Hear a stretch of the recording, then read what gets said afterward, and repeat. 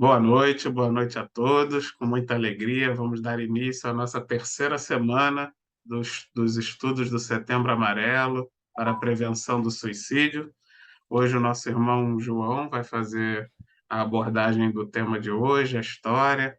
Então, convido o nosso irmão João para fazer também a prece de abertura.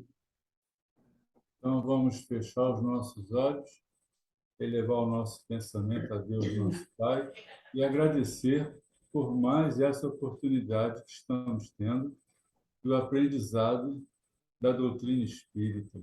Que nós possamos, nem que seja pelo menos um, que possa vir se beneficiar com os nossos vídeos de Setembro Amarelo.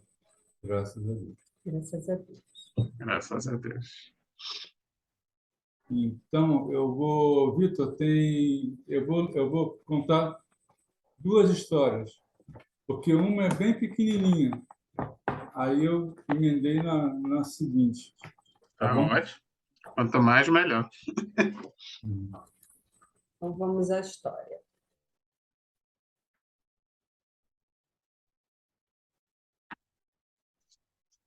Então, o martírio dos suicidas, seus sofrimentos inenarráveis. Nós estamos trabalhando em cima desse livro, né? Isso. Então, vamos lá. Você pode tentar. Não, tudo bem. Peraí, só um instantinho.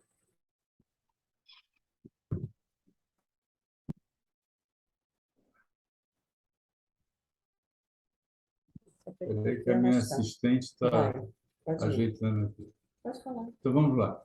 De outra fonte feminina, mães de mentalidade diametralmente diversa, vem edificante ensinamento que sintetiza um vergonhoso ultraje e muito humilhante sofrimento para a sensibilidade de mulher. Está falando esse aqui é porque teve a do Vitor da semana passada, a história da jovem do Vitor. É por isso que ele diz que é de outra fonte. Isso. Jovem caprichosa, contrariada em meus impulsos afetivos, acariciei a ideia da fuga, menoscabando todos os favores que a providência divina me concedera à estrada primaveril.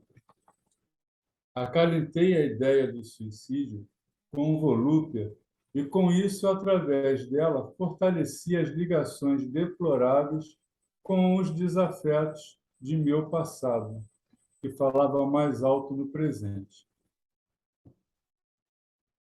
Esqueci-me dos generosos progenitores a quem devia ternura, dos familiares, junto dos quais me empenhara em abençoadas dívidas de serviço.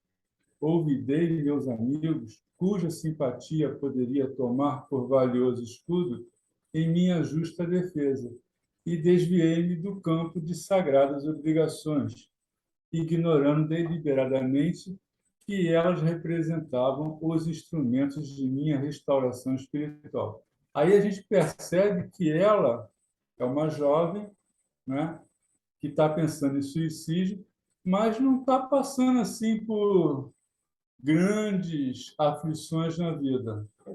Ela tem os pais, né? Ela deu a entender que ela vive com os pais, ela tem os amigos, mas mesmo assim ela está com aquela pulguinha do suicídio atrás da orelha.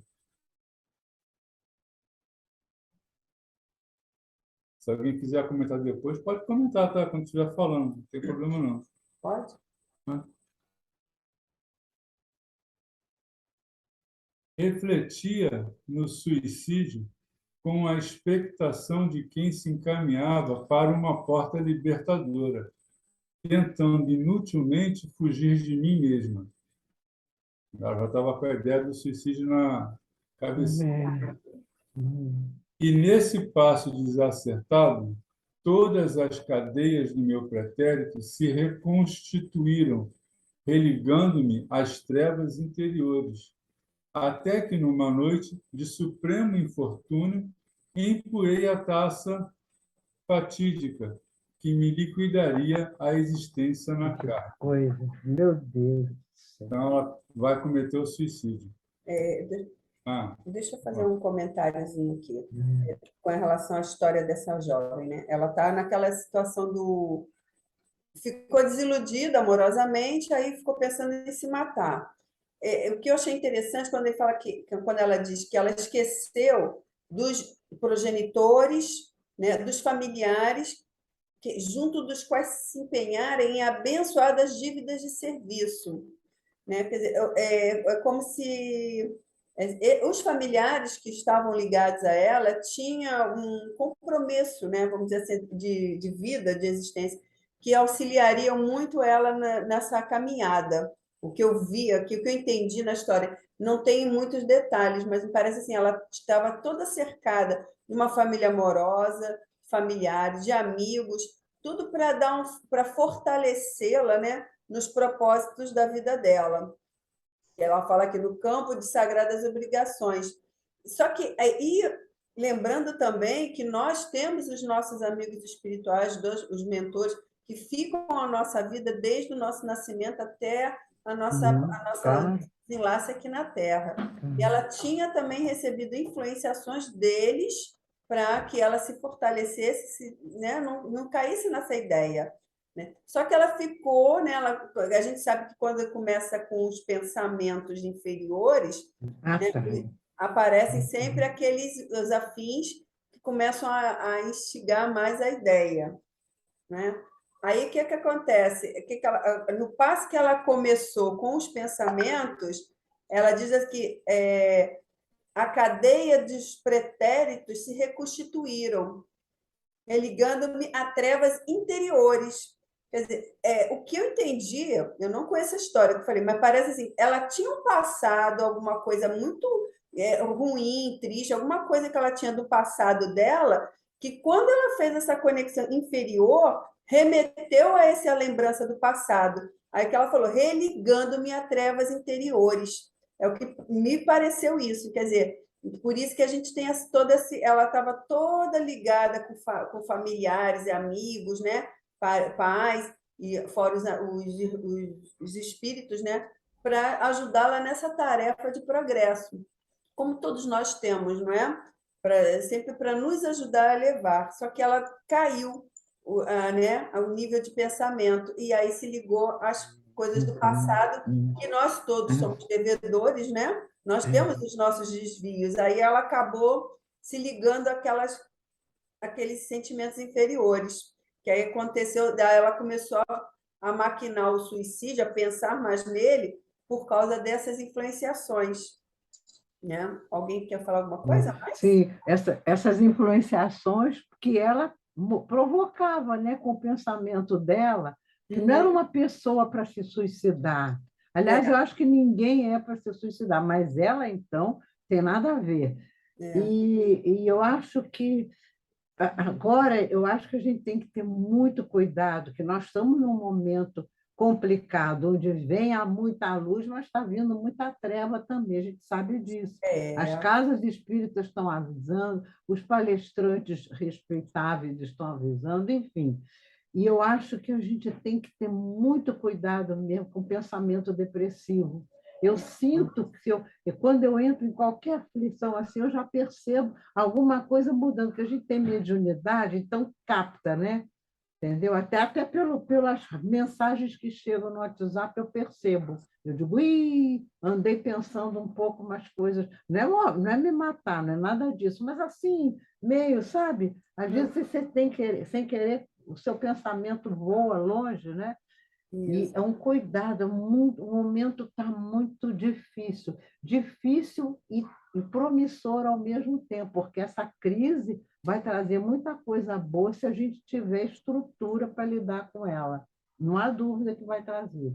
Isso eu não tenho dúvida nenhuma, entendeu? De modo que eu queria trazer um pouco essa experiência que eu tenho. Quando eu digo, logo sinto. Aí nas mensagens do WhatsApp começam umas coisas esquisitas. Eu digo, estou vacilando, não pode. E é bom porque o celular, né, ele pega as mensagens, ele funciona com magnetismo, então é fácil, de alguma forma, ele ser um sustentador da gente, um guia da gente, entendeu? Exato. Ele é uma esponja. O É, celular é uma esponja, porque ele trabalha com magnetismo, né? é. Então é impressionante, é impressionante. De modo que é bom, dá trabalho a gente ficar assim, mas é necessário. A gente está muito acostumada a ir remando, remando. Isso não está legal mais, não está bom. Não é hora de ficar remando, remando, é hora de ação, né? De ação importante sobre nós mesmos, né? No sentido da gente se fortalecer através de nós mesmos, né? Era só isso que eu queria falar. Tá? Essa história, eu acho que ela remete a um tipo de suicídio que é muito comum, que é a de jovens, né? Jovens que não necessariamente passam por nenhuma grande dor, nenhuma grande dificuldade, mas que mesmo assim se suicidam. E todos nós aqui já fomos jovens, né? E a gente sabe que o jovem ele tem essa questão de tudo é muito grande, né? Tudo toma Uma proporções, tragédia, né? tragédias gregas, né? O jovem ele acha que a vida dele é igual um filme de Hollywood, né? Então, o primeiro Novela Rússia, amor, né? o primeiro, né? O primeiro fora, o primeiro, tudo ele eleva à enésima potência. Então, a gente, né? Que fica o alerta do cuidado que a gente tem que ter com os jovens, às vezes a importância dos nossos filhos estarem tendo algum amparo psicológico, né, de um profissional, os pais estarem mais atentos, porque a gente tem que compreender, por mais que a gente hoje, já adulto e amadurecido, já perceba que tudo isso é besteira, mas a gente tem que entender que quando a gente tinha a idade deles, a gente não achava que era besteira, a gente também achava que era o fim do mundo. Então, a gente não pode pensar, achar que eles vão ter o sentimento que nós já adultos temos, né? Então, a gente tem que se preocupar mais com os jovens e com essa questão psicológica, que o psicológico deles ainda é frágil, né? E A gente aí, vê também Ana Cláudia chegou, Ana Cláudia, que bom que você chegou. Obrigada. E a gente vê também, Vitor, assim, que nós temos uma geração enorme de filhos únicos, né? Tem, Eu vejo assim, muito. pelas amigas, né, da minha filha, pelas amizades, né, que está se construindo, e assim, uma geração enorme de filhos únicos. E tem que ter esse cuidado dessas jovens, adolescentes, crianças, essa geração de dentro de quarto, né? Porque essa coisa deles ficarem só no quarto, não se enturmarem, né, não ter aquele momento com outras, esse momento deles com outras crianças é só na escola, né? E dentro de casa é só no quarto, e aí os pais ficam também presos com o celular, ou com o trabalho, ou com os afazeres de casa, e não percebem o que os filhos estão passando, porque eles estão presos dentro do quarto. Pelo menos a minha geração, a nossa, né? Nós éramos filhos de vários irmãos. Eu fui criada com 4 irmãos, né? Fui criada com primos, e, né, aquele envolvimento todo Muito com bom, né? Muito familiar. bom. Hoje, nosso dia a dia está tão corrido que a gente não tem nem tempo, às vezes, de ir na casa de um parente que tem criança também. Então, assim, a gente tem que ter muito cuidado com isso. E é como você falou, nós também fomos jovens, também passamos por isso, sabemos que a gente leva realmente tudo para, né, tudo que a gente, todo o nosso sentimento é maior, e tudo que os pais falam é besteira, né? Então, nós temos que ter muito cuidado mesmo, muito, muito, muito cuidado.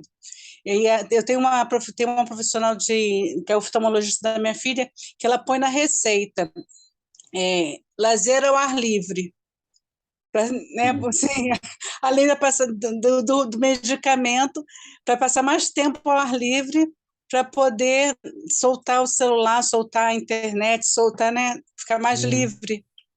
E põe na receita, né? Igual antigamente que botava na receita para tomar banho, porque tem que ser, né? As crianças têm que estar mais livres e mais sair desse mundo de internet, porque às vezes isso também complica.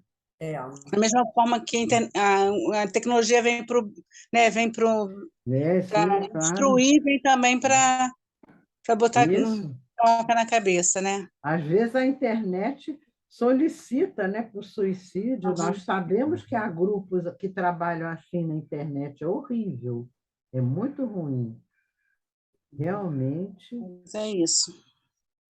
E aqueles grupos de jovens ficam se cortando. É uma tristeza isso, é uma coisa horrorosa, né? Verdade. Nós temos que ter cuidado.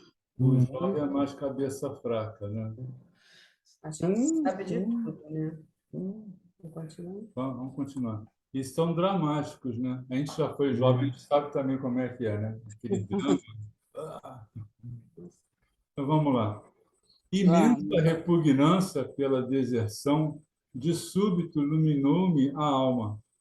Entretanto, na penumbra do quarto, rostos sinistros se materializaram de leve e braços hirsutos me rodearam.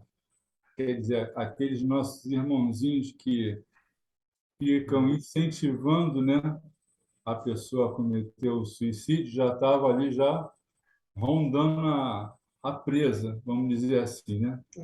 Como se fosse a caça rondando a presa. Da mesma forma que tinha também os amigos, né, espirituais tentando fazê-la desistir da ideia, né? Aí também tinha aqueles que estavam incentivando. Ela começou a ficar muito dividida, né? Mas aí na hora que ela vai cometer, eu sei, mas na hora que ela vai cometer o suicídio, é aquela hora que cai a ficha, né? Aquela fração de segundos que a vida da pessoa se arrepende, quer voltar atrás, não tem mais como voltar, já tomou a decisão. Aí o amigo espiritual que está ali para ajudar não pode fazer mais nada, porque é o livre-arbítrio. E nessa hora vem os outros amiguinhos, né? Assim, mais perturbados e se aproveitam. Verdade. Vozes inesquecíveis e cavernosas infundiram-me estranho pavor, exclamando: é preciso beber. Né? Estava ali na cola dela. A bênção do socorro celeste fora como que abafada por todas as correntes de treva que eu mesma nutria. É aquele caso da vibração, né? A sua vibração atrai quem está na mesma sintonia. Alimentando, Então, né? ela estava na mesma sintonia dos irmãozinhos ali querendo suicídio. Debalde, minha mão trêmula, ansiou desfazer-se do líquido fatal. Esvaíram-se as forças. Senti-me desequilibrada e, embora sustentasse a consciência do meu gesto, sorvi quase sem querer a poção com que meu corpo se rendeu ao sepulcro. Quer dizer, ela finalizou o fato, né? Em razão disso, padeci, depois do túmulo, todas as humilhações que podem rebaixar a mulher indefesa. Vozes do Grande Além, capítulo 39, edição da Federação Espírita Brasileira. Quer dizer, aí é a historinha da jovem, que ela é bem pequenininha, por isso que eu vou falar uma outra história que vem a seguir, tá bom? Que é de outra mulher também. E é interessante. É muito triste isso, né? Muito triste. Outro dia, uma amiga minha, muito amiga minha, ela disse que a filha dela frequenta um colégio, ela tem uns 17 anos, a menina, e falou: mãe, hoje uma menina entrou no banheiro e começou a tomar comprimidos. Olha só, entendeu? Negócio complicado. Esse comprimido para dormir, para adormecer, mas isso tudo é muito ruim, né? Só o fato de você tomar aqueles comprimidos para desligar já é um sintoma muito ruim, né? E entrou no banheiro para fazer isso, quer dizer, longe de casa, os pais não estão vendo, né? Não, que algo está errado, O né? negócio, lógico. E a filha da minha amiga veio falar para a mãe preocupada, assustada com isso. É muito ruim. Você Na vê que minha nessa adolescência não havia isso. Não me lembro de ninguém se suicidando. Ninguém. Ninguém. E eu frequentei Instituto de Educação, eram 23 turmas de cerca de 40, quase 50 meninas em cada turma. Não existia esse papo de se suicidar. Que isso? A gente ia para a festa, a gente ia jogar vôlei, a gente... Era um outro tempo, né? Bem mais favorável para você se desenvolver, né?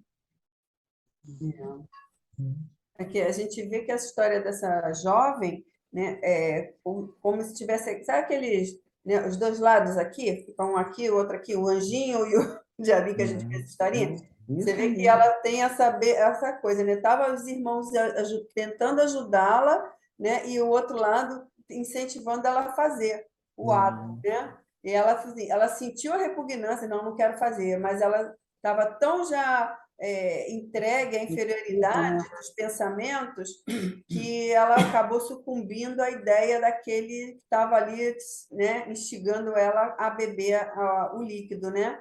E ela mesmo assim, ela falou, sentiu as mãos trêmulas, né, como se para que ela não fizesse aquilo, e mesmo assim ela acabou sucumbindo porque ela enfraqueceu nos pensamentos. É Ela isso tinha mesmo. religiosidade, ela abandonou as Nossa, obrigações cristãs dela e aí, quer dizer, acabou sucumbindo, né? E aí aí vem é que a humilhação, descamba. É. né? Como ela falou, Abandonar, né, sua é, religião, não importa a religião, é a ligação com o divino, né? É a é. pior coisa. Não Aí é ela bom, acabou não. sucumbindo a isso e passando todas as humilhações possíveis, né? Que a gente sabe que no suicídio Ah, é uma vida, é uma existência de péssimo. alma, né? Muito torturada, É. né? Vamos a outro? Vamos. Vamos sim, vamos. Essa tela fica direto? Não, posso tirar, quando quiser falar, porque eu não tirei, porque eu achei que. Vamos lá, Então, vou vamos lá. tirar depois. Eis mais uma narrativa autêntica, colhida em fonte idônea e que detalha o sofrimento e as impressões de alguns desesperados, colhidos nas malhas traiçoeiras da morte voluntária. Um dia, em seleta reunião de psiquistas, apareceu um espírito que, comunicando-se pelo médium, revelava a mais extraordinária dor. Gritava aflitivamente, como se estivesse sendo martirizado. A custo foi acalmado um pouco, e a custo, entrecortadamente, por gemidos e gritos, contou a causa do seu sofrer. Só uma coisinha. Tem uma coisa que eu percebi que marca os suicidas. Mesmo aquele suicida que diz que vai tirar a vida por causa de outra pessoa, ele não tira, ele é estritamente egoísta, extremamente Sim. egoísta, porque ele não pensa em ninguém. A gente vai ver essa história a garota da história anterior, ela tirou a vida por besteira, por coisa tola. Ela Pensando na tinha, família. ela tinha uma família, ela tinha amigos, e ela não tinha essas preocupações do mundo, mas ela acabou com a vida dela por algum motivo tolo, fútil. E essa agora, vocês vão ver a história, e o ato dela, eu acho assim, Foi eles são desespero. egoístas, porque não é nem o desespero, é egoísmo mesmo, porque na verdade só pensa neles, não pensa nos outros, que nem aquela menina que foi o Vitor que contou, Da jovem que era religiosa. religiosa e que Isso. sustentava a mãe, e a mãe ficou, não foi? Então, Então, vamos lá, vamos seguir. É Um dia. porque para essas pessoas, João, porque para essas pessoas também a sua dor é a maior dor do mundo, né? Então, assim, eles não têm essa visão de que eles cometendo esse ato, eles vão fazer outras pessoas sofrerem. Eles acham que só a dor deles é que é, né, que é importante. Eles não têm esse discernimento, né, vamos dizer assim, de que vai fazer o outro sofrer. Não, exatamente. Então, aqui. Tá, vai. Vai lá, João. Bom, disse o nome, mulher. Fora quitandeira em uma das ruas de Alcântara, Lisboa. Casada, tivera 2 filhos. O marido era mau mandrião, jogador e ébrio. Não trabalhava e obrigava a sustentá-lo e o prover as necessidades da família com os mesquinhos ganhos da sua pouco rendosa indústria. Para tê-la sob seu jugo explorador, dava-lhe maus tratos, insultava, agredia. Quando isso não bastava, agredia os filhos para fazê-la sofrer. Arrastou assim uma vida de angústias durante anos. Cansou, a paciência esgotou-se-lhe. Começou a pensar em fugir ao martírio, suicidando-se. Começou a pulguinha. Acreditava que um instante de resolução, uma dor rápida, poria termo àquele longo arrastar de dores, aquele infernal suplício de todas as horas. Pensava, porém, nos filhos. Aqui, ó. Pensava, porém, nos filhos. Que seria deles? Eram os filhos o laço que a aguentava presa ao potro do sofrimento. Surgiu a ocasião em que o laço quebrou, não pôde mais. A fome e as dívidas vinham minando lá. As facilidades para que o seu carrasco pudesse levar vida sem trabalhar diminuíam. E os maus tratos aumentavam em proporção oposta à dessa diminuição. Os filhos estavam doentes e ela, alquebrada, sem forças para trabalhar, para tratar dos filhos, não podia agenciar a vida. Para agenciar a vida, ficariam as criancinhas ao desamparo em casa. Não podia mais decididamente. Era melhor morrer. Em seguida, a uma das habituais altercações, acompanhada do espancamento martirizante, a pobre louca de desespero correu a linha de trem de Cascais, quando passava veloz junto ao cais de Alcântara e precipitou-se debaixo dele. Ia acabar tudo, pensava. Quer dizer, ela pensava nos filhos, ela sofria com o sofrimento dos filhos, e aí, em vez de procurar uma outra solução, né, ela achou melhor acabar com a vida. Mas aí, nessa hora, ela não pensou nos filhos, ela foi egoísta. Eita, vamos lutar.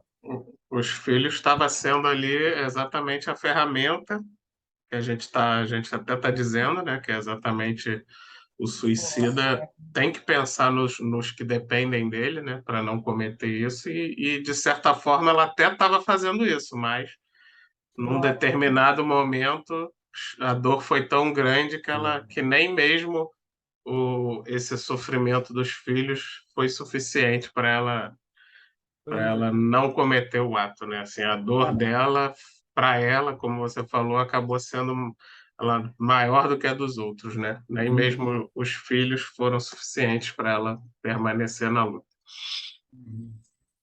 Mas porque ela também alimentou, né? Ela foi alimentando, aí a coisa ficou cada vez maior, né? Foi. Ela não deu um basta, né? Ela tinha que tomar uma atitude. Mas, vamos lá. Nesse instante supremo, lembrou-se dos filhos, mas já não podia recuar. Era naquela hora que está cometendo, né? Que a ficha está caindo, aí que lembra de tudo e que se arrepende, quer voltar e não consegue. Não dá mais tempo. O corpo, cedendo ao impulso, tombara sobre os reios. No mesmo instante, sentiu as rodas passarem sobre o corpo. Ouviu ranger os ossos na trituração. Suas carnes dilaceradas sacudiam-se, palpitantes. Fragmentos dos membros rolaram com o impulso do choque que os decepara.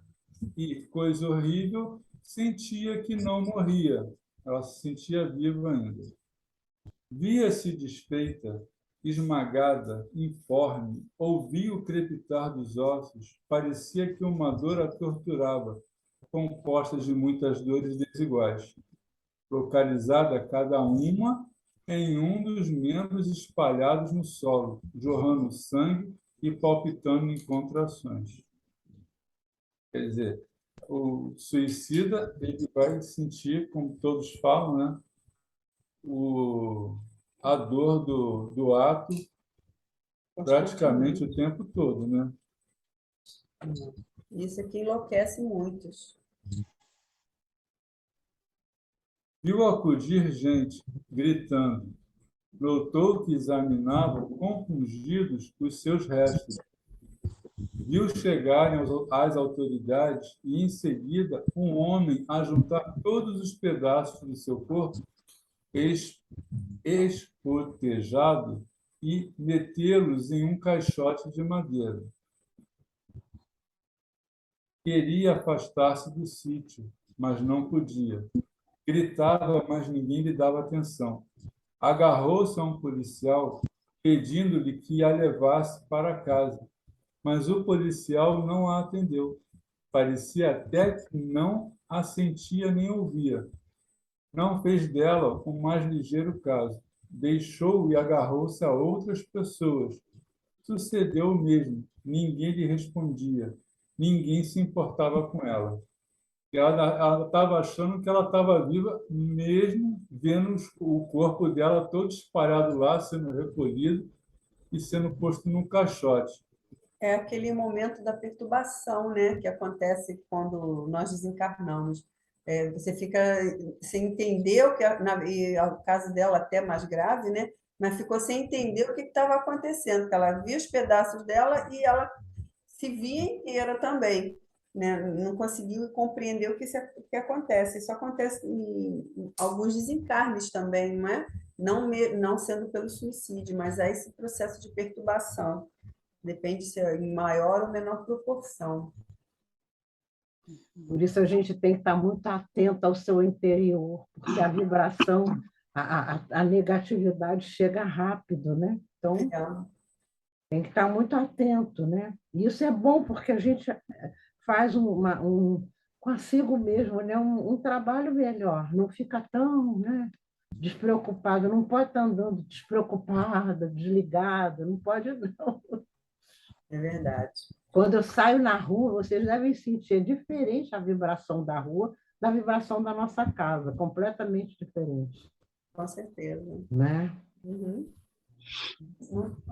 O suicídio indireto, lógico que é bem menos grave do que o suicídio direto, mas ele acaba muitas vezes complicando nessa questão da perturbação e causando um sofrimento semelhante ao do suicídio, porque lógico que o suicídio indireto vai ter ali um agravamento maior ou menor de acordo com o conhecimento que a pessoa tinha já do erro, né, do ato que estava cometendo e das consequências que aquilo poderia provocar a morte, ou até mesmo atos impensados. Como a Doroteia falou, né, às vezes a gente sai na rua despreocupado, né, jogando conversa fora, sem prestar atenção. Isso já é, de certa forma, um suicídio indireto. Claro. Se você é o que eu sempre falo, pessoal, preste atenção se o elevador está no seu andar, né? Porque diz que a pessoa cai no buraco do elevador. Se você parar para pensar, é um tipo de suicídio indireto, porque a pessoa está tão desligada ao ponto de não perceber que o elevador está parado no andar ou não, né? Isso mostra que a gente não pode viver uma vida assim tão despreocupada, né? A gente tem que ter atenção, a gente tem que ter atenção na rua, a gente tem que ter atenção para atravessar a rua, a gente tem que ter atenção para tudo que a gente faz na vida, né? Porque você ser uma pessoa também desatenta, relaxada, que não está nem aí, Não é bom. você amplia a possibilidade de um acidente acontecer, né? Você aumenta a chance de um acidente acontecer, que não deixa de ser um tipo de suicídio indireto e que provavelmente vai te provocar uma perturbação semelhante ao do suicida direto. Lógico que vai ter ali um menor gravame pela não intenção de se matar. Mas a gente tem que ter essa preocupação. É importante alertar o quanto a gente tem que ser mais atento na nossa vida, nos nossos atos, porque isso pode nos causar um desencarne mais perturbado, né? Mesmo sem a gente ter a intenção de se matar, mas a gente pode acabar provocando um desencarne mais perturbador pela nossa invigilância, né? Verdade. Vamos lá. Entretanto, ouvia sempre o rodar do trem, sentia-o passar, esmagando, cortando e arrastando-lhe o corpo, e ouvia o ruído do esmagar dos ossos. Era horrível. Terrível isso, né? É muito ruim, né? Esse é o relato dela no centro espírita, tá? As autoridades afastaram-se. 2 homens levaram-lhe o corpo esmigalhado em fragmentos. Que coisa triste, né? Que Ela, horror. ela assistindo tudo, né? Não compreendia como se via morta e em pedaços, ao mesmo tempo que lhe parecia estar viva e a sentir dores, muitas dores em todo o corpo. Claro, claro. Imaginou que dormisse e fosse vítima de um pesadelo, mas rapidamente viu toda a sua vida até o momento de arrojar-se para debaixo do trem em procura do descanso da morte. Lembrava-se dos filhos, que coisa espantosa! Parecia-lhe que só podia vê-los e ao trem, ao seu corpo despedaçado, ao caixote com o seu cadáver embocados, escorrendo sangue, que ia estendendo 2 fios vermelhos pela rua. Não via mais nada. Quer dizer, ela ficou Não, só ali, além de ficar ali no local, ela ficou vendo o tempo todo o ato que ela cometeu, o corpo dela espalhado, sendo recolhido, e a imagem dos filhos. Ela não via os filhos, ela só conseguia ver a imagem dos filhos.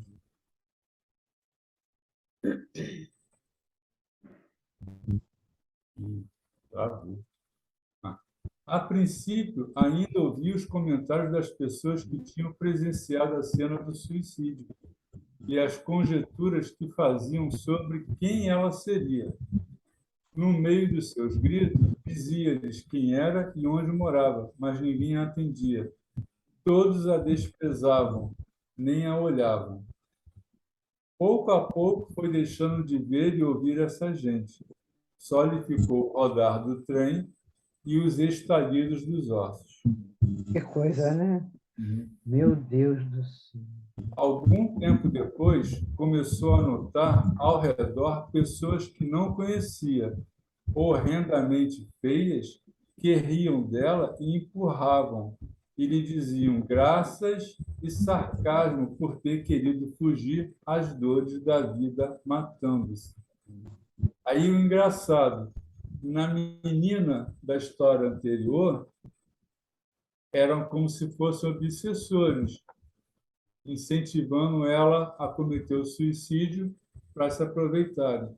E aqui são os outros que quem ela começa a ver agora, eles têm a aparência horrenda, tal, mas a gente vai ver que eles são suicidas iguais a ela. É. Vamos lá. Pareciam-lhe demônios e apavorou-se com o medo de que viesse a buscar para o inferno. Suplicou-lhes que a deixassem. Redobravam de risadas e de empurrões. O riso era de endoidecer e não deixava de sentir a trituração do seu corpo, de ouvir o rodar do trem, a fratura dos ossos, o esmagar da carne.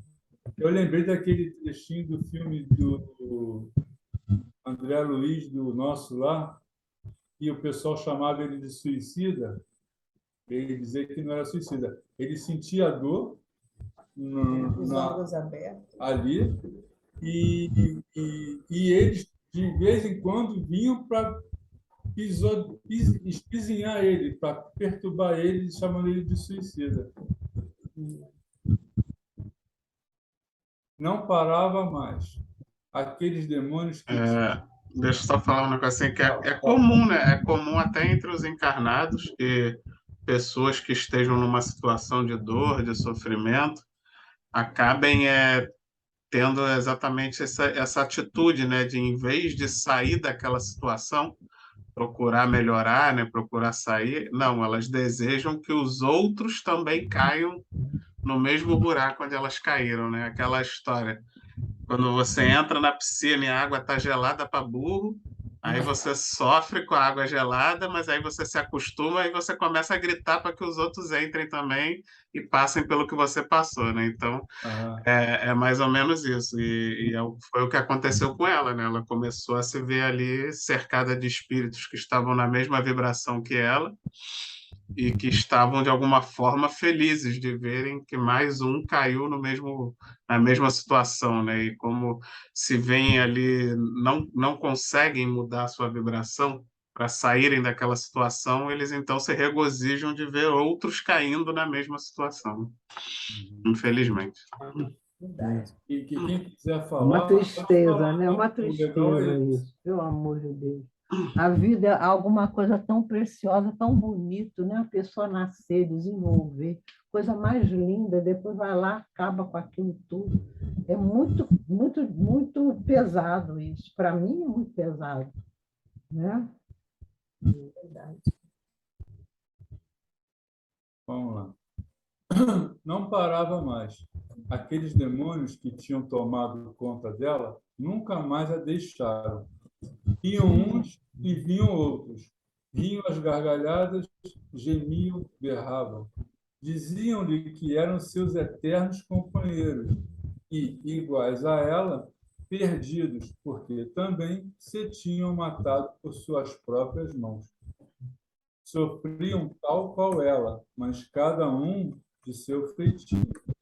Havia momentos em que pareciam todos doidos, furiosos. Cada um berrava à sua maneira. Ouvia-os, sentia-os, mas não os via. Interessante, né? Só uma vez lhe parecera tê-los visto. Eram todos de negro e faziam caretas de sofrimento. Parecia-lhe que alguns deles estavam esmagados, como vira o seu corpo. Outros com a cara inchada. Outros com fios de sangue a escorrer dos ouvidos. São todos suicidas. Era coisa do inferno e não quisera ver mais. Mas quer fechasse os olhos, quer não, via-os do mesmo modo. Porque não importava se ela fechasse os olhos ou não, ela continuava vendo eles e vendo a cena toda. Aquela coisa constante, né? Para perturbar mesmo. Para ela, era tudo noite escura, mas noite escura através da qual via os filhos, como os deixara, doentes e famintos. O trem a correr por cima dela, o seu corpo a partir-se pelo cortar das rodas, e o trem a passar sempre por cima das suas carnes. Não acabava nunca, não cessava mais o ruído, nem deixava de sentir dores, nem de ouvir o ris-ris dos ossos e da carne sendo esmagada.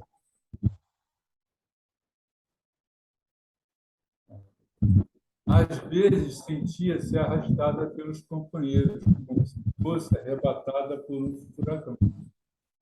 E assim ia ver os filhos a sofrerem, com o marido mergulhado numa vida de abjeção.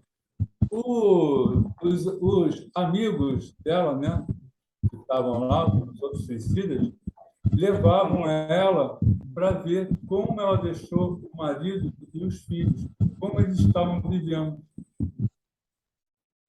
Só para fazer ela sofrer mais, né? É para ver o sofrimento, eles se regozijavam com o sofrimento alheio, né? Aí levavam ela para ela ter a visão dos filhos sofrendo, só para ela ficar pior do que já estava, né? E lá seguia depois, no redemoinho, crendo-se perdida para sempre. A pobre contara estas coisas a pedaços, sufocada em gemidos, revelando-as com exclamações de dor. Mostrava-se desconfiada e receosa.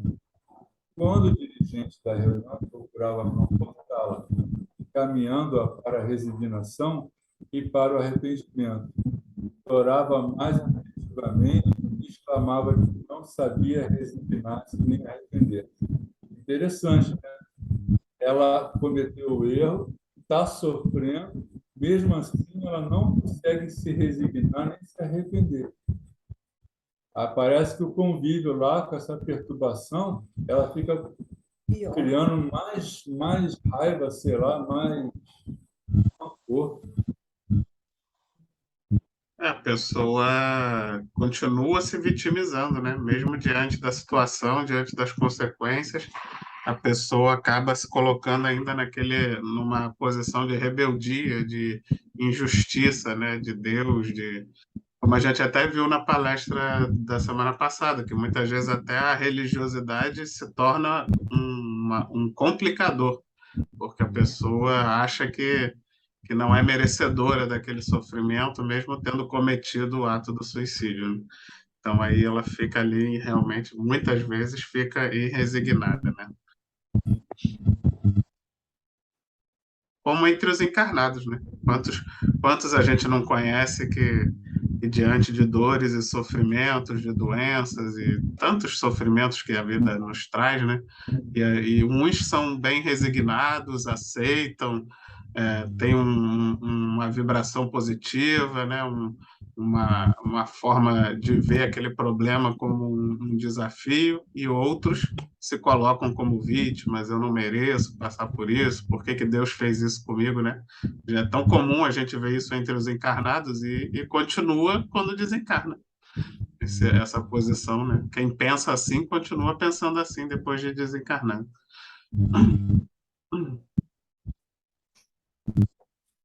Pedia que a deixasse ficar onde estava, isto é, no corpo do médico. Interessante isso aí que ela pediu. Dizia que, ao menos, ali não sofria tantas dores. Quer dizer, ela com... A gente sabe que dois corpos não ocupam o mesmo lugar ao mesmo tempo no espaço, né? Então, não é que ela entra no corpo do cara, mas ela está ligada ali ao médium. Então, o magnetismo dele já alivia as dores do corpo dela. Porque como ela foi dilacerada, trem, né? Ela estava com o perispírito todo destruído. Ali com o magnetismo do médium, é como se ela se reestruturasse, então ela sentia menos dor. Ela ficava nas vibrações da casa, ali das pessoas, naquela corrente. Então, os demônios que ela dizia não chegavam ali, porque não era permitido. Eles têm toda uma preparação num lugar desses, né? E ela se sentia mais reconfortada, um momento de repouso, de descanso para ela, né? Não é triste mesmo. Tem certos trabalhos na casa que a gente consegue sentir assim, o corpo diferente, né? Ou com uma certa deformidade e tal. E aí você sente que o irmão que está ali com você, ele é daquele jeito. No caso o dela, o corpo todo cortado, né? Então, o magnetismo, o ectoplasma lá do médium dá aquela reconfigurada no corpo, né? Então, vamos seguir. Dizia que, ao menos ali, não sofria tantas dores, não aturava os demônios, nem se sentia com o corpo invocado. Quando não houve meio de prolongar mais a situação que estava sendo pesada e penosíssima para todos, a pobre retirou-se, não sem ter deixado numa exclamação final, reveladora de tanto penar, de tanta tristeza, a mais dolorosa impressão que a comunicação com espíritos pode dar em tais circunstâncias. exclamação foi: "E é isto a morte? Meu Deus!" Sim, era aquilo a morte, em que ela havia procurado descanso, aquele inferno inconcebível. É. Ela Mas ela história buscava o descanso, ela conseguiu um problema maior e pior do que muito o que ela pequena, não estava tem passando, né? sossego, não tem E sossego. por isso que a gente, muitas vezes, a gente fica. Eu ouço muito até na casa espírita algumas pessoas comentando assim, né? Mas eu não vou querer reencarnar de novo, não. Tipo assim, eu vou ficar em nosso lar, né? Eu vou ficar. Não, imagina, Só que vai trabalhar para as chuchu lá. pessoas não têm essa noção de como, na verdade, a vida encarnada pode ser muito menos penosa do que a desencarnada, Exatamente. dependendo do nosso grau, né? Do nosso grau de Ah, problemas, tipo, nós temos às vezes muitos inimigos no mundo espiritual, temos as nossas falhas morais temos, que no mundo temos. espiritual todo mundo vai poder ver, não tem como você esconder. Então, tipo assim, na verdade, o que a gente aprende nos livros, nas histórias, é que nós imploramos para reencarnar. Porque Exatamente. reencarnar, na Imploramos. verdade, é um alívio. A gente fica Exatamente. escondido. É, A gente no corpo de carne, a gente acaba ficando escondido dos nossos inimigos, escondido da influência direta, né? Mesmo que eles de alguma forma tentem influenciar, mas é mais difícil, né? Eles são obrigados a fazer uma influenciação indireta. É mais difícil de nos atacarem, a gente não vai estar vendo, a menos que a gente reencarne com mediunidade, né? Mas se normalmente você não reencarnar com mediunidade ostensiva, você não vai ver, você não vai ouvir, então é como se fosse uma trégua, né? E fora a oportunidade de você poder, né, evoluir nessa encarnação e poder aí sim desencarnar de uma forma melhor, né, de uma forma mais tranquila e aí sim poder viver no mundo espiritual de uma forma melhor. Mas o normal, no mundo de provas e expiações e na nossa imperfeição, acreditem, o mundo espiritual não vai ser essa Brastemp para a gente, não. A gente ainda vai implorar muito para reencarnar. É porque quando nós chegamos lá, que temos a nossa visão de todos os nossos atos, né? Bate aquele arrependimento, aquela vergonha, né? O remorso, e a gente quer nova oportunidade para poder reparar tudo isso.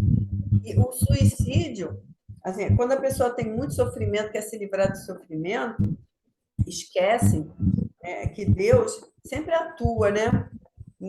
Com a misericórdia divina, atua sempre para nos dar um certo alívio, um conforto. Não temos assim como prever, mas certamente o martírio dela não seria eternamente, né? Agora, quando a pessoa quer se abreviar da vida, é o único lugar, condição que Deus não pode atuar, porque você já está fazendo mal contra o próprio Criador, né? Atentando contra ele. E como é que ele pode agir em seu benefício? Claro que os irmãos, né, os irmãos espirituais estão sempre tentando ajudar esses espíritos, né, que cometem suicídio, mas eles ficam tão martirizados na dor e muitas vezes no remorso que eles nem conseguem elevar-se um pouco para poder sentir as benesses que os irmãos estão tentando levar para ele. Por isso, eles ficam muito tempo realmente se martirizando ali. Né? Ficam muito tempo na agonia do suicídio. E muitas vezes não tem nem como ajudar, como você falou, eles ficam numa vibração tão baixa que chega ali em algum momento que os espíritos de luz ainda conseguem fazer por eles, é colocar eles numa reencarnação compulsória, geralmente numa situação muito complicada, né? Porque é uma reencarnação compulsória, então não tem muita escolha, não tem, aquele famoso vai nessa que a oportunidade que tem para te colocar é essa, não tem muita escolha, né? E aí acaba reencarnando em situação bem complicada para pelo menos ter aquela chance de conseguir, quem sabe, desencarnar depois numa situação um pouquinho melhor. Mas o suicida mesmo, ele não tem direito de escolha nenhuma com relação ao seu reencarne. né? Ele pode escolher se ele quer passar tudo de uma vez ou se pode ser em suaves prestações, vamos dizer assim, né? Agora, às vezes, a gente pode escolher até as penas mais dolorosas para se livrar logo do que está, expurgar logo todo esse mal. Mas não tem como escolher onde nascer, como, que, em que condições. Aquilo é meio que compulsório. E esses irmãos suicidas, que ela chama de demônios, que ficam ali, nós vimos no livro da Memórias do Suicida, da Ivone, que muitos suicidas são sequestrados, não é? Justamente para cometer esses assaltos assim, com outros espíritos suicidas e ficarem torturando, levam eles para serem escravizados, eles são aliciados para ficar envolvendo os encarnados para que eles também se suicidem. É terrível mesmo, né? Foi até a questão da jovem anterior, né? Ela foi meio que aliciada uma horda dela de espíritos inferiores para que ela bebesse, que ela se matasse. Provavelmente de espíritos suicidas que já estavam trabalhando nessa questão das trevas aí. É muito triste essas condições. Imagina, a pessoa se perder de tal forma que nem se reconhece mais como gente até. Né? De tão deformado, tão grotesco que fica o seu espírito. Não é? E outra vantagem da reencarnação também é que você esquece, né? Você vem zerado, retificado, fez o cabeçote e volta para rodar. Sim, com certeza. A cortina do esquecimento é uma bênção, né? Para a maioria de nós, com certeza. Eles nem querem lembrar. Para eles seria muito mais tortuoso, mais dificultoso a vida para eles saberem do que eles fizeram. Eles preferem nem saber. Todos nós, né? Tenho certeza que não seria bom para nenhum de nós lembrar da última encarnação. Não façam regressão. Não. Mas alguém tem mais um comentário? Acho que a Doroteia. Você Ai, ia desculpa. falar. Não, você ia. Eu acho que você ia falar. Cansada hoje, desculpem. É porque eu acho que você ia falar eu quando o dormi João pouco terminou. Hoje. Essa noite eu dormi pouco e tive um dia exaustivíssimo. Não tem problema nenhum. É que eu acho que você ia falar quando o João estava terminando a história. Não sei se... essa coisa é triste, né? É muito triste isso, porque a pessoa, inclusive, ela esquece. A reencarnação permite até você esquecer o que você passou. Você não lembra, né? Eu acho que ela é uma bênção nesse sentido. Você vem como se você chegasse zerinho, eu ia falar isso, chegasse zerinho, e chega zerinho e vai começar uma vida nova, vira um bebê muito feliz, né? Com chocalhinho, aquela alegria toda, e um passado muitas vezes cheio de mancha preta, né? De problema, coisa errada, e você não lembra, né? É uma bênção realmente. Né? A gente não pode estar blasfemando contra a encarnação, não pode não. Agora, há momentos difíceis, né? Mas é porque nós somos ainda muito frágeis. A gente ainda não sabe sofrer, é muito difícil sofrer para nós, muito difícil. Né? Com todo esquecimento, a gente fica ali chateado porque está com um problema de saúde, está com alguma situação errada na sua vida, né? Então, por isso a importância do espiritismo, né? Desse conhecimento que a gente adquire. Eu acho o espiritismo, para mim, para vocês também, é uma porta que abriu para você não entrar em sofrimentos desnecessários, né? Se queixar da vida, né? Meu Deus, olha para trás para ver como a sua vida é muito melhor do que muita gente. E está a questão da vida, a questão do porteiro, a questão do... Sabe, as pessoas ficam assim. Eu não gosto muito de parar no condomínio, não. E quando para lá, começa a tesoura, sabe? Eu não gosto disso. Não tem nada a ver isso. Tesoura? Está com algum problema? Vai conversar com o síndico, pronto, né?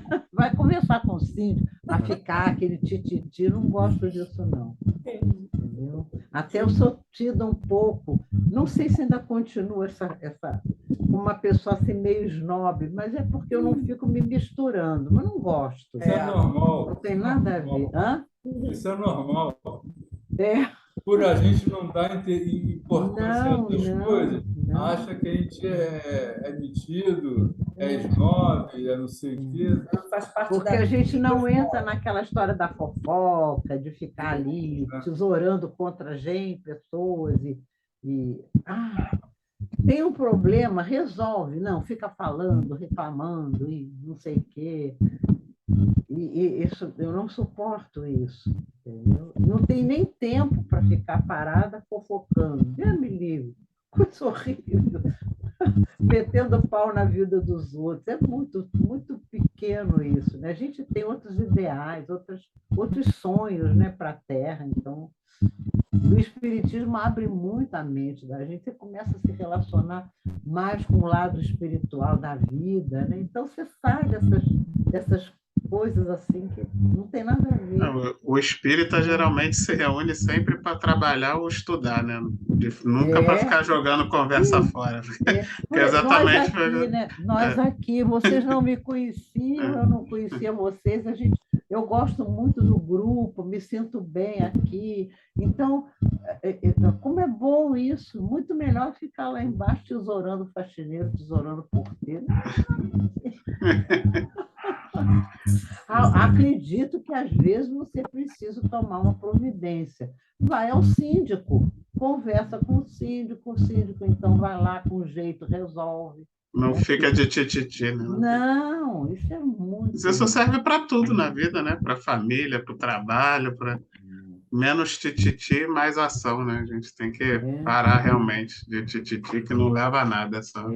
E as próprias reuniões que a gente faz na casa espírita, reuniões de trabalho, né? Para combinar coisas, combinar estudo, para estudar, elas são diferentes, elas não têm esse ranço. Não é assim. Né? A gente faz a prece, a gente pede ajuda para ter uma reunião equilibrada, né? Então, é isso aí. É outro departamento. Nós temos um palestrante lá, que é o nosso diretor, né, do departamento mediúnico, o Almir. Ele disse que depois que ele se tornou espírita mesmo, de verdade, ele não pôde mais se relacionar com muita gente. Eu entendo isso, é mesmo. Entendeu? Não tem jeito. E aí a gente até ganha um pouco essa fama mesmo de, como você falou, de snob, de não sei o quê.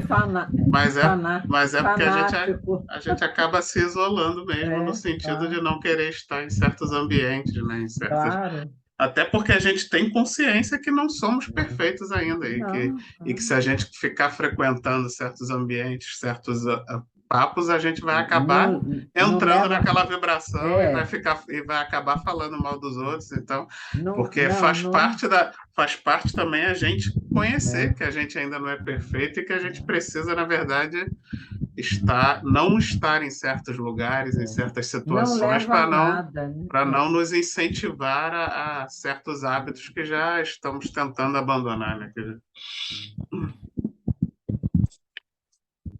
Bem, então estamos aí, né? Já uma hora e pouca de estudo. Tá, muito bom. Foi a gente bom. Possa agradecer. O tema é triste, mas é muito necessário. É pesado, né? Eu diria que a gente está estudando nesse Setembro Amarelo temas pesados, assim, mas que são importantes, né? Para despertar essa consciência em nós mesmos e naqueles com quem a gente compartilha os vídeos, né? É muito importante. Quero agradecer ao João pelo estudo, muito bom, João, foi muito bom. Por ter trazido para a gente. Não. E vou pedir, então, a Ana Cláudia, porque seria o Flávio, né, que faria a prece final, que ele vai fazer o estudo da semana que vem, mas então eu queria pedir a Ana Cláudia para fazer a nossa prece final, por favor. Vamos fechar nossos olhos, nos concentrar, agradecer a Deus por esse estudo, que nós possamos ter consciência e fazer com que o círculo de nossas amizades tenham também a consciência não, né, do ato, de não cometer esse ato tão prejudicial para a nossa vida espiritual. Que o Senhor possa nos acompanhar, nos proteger, que os nossos amigos espirituais, os nossos mentores possam estar conosco, que nós possamos também estar com eles, né? Que muitas das vezes nós nos afastamos de Deus. Então, que nós possamos estar sempre mais próximos de Deus, com pensamento positivo. Claro. E gratidão. Muito obrigada, meu Pai, por graças a Deus. Graças a Deus. Graças a Deus, meus irmãos. Boa semana para todos. Uma boa Fiquem com semana Deus. para todos, uma boa noite. Bom fim de semana também.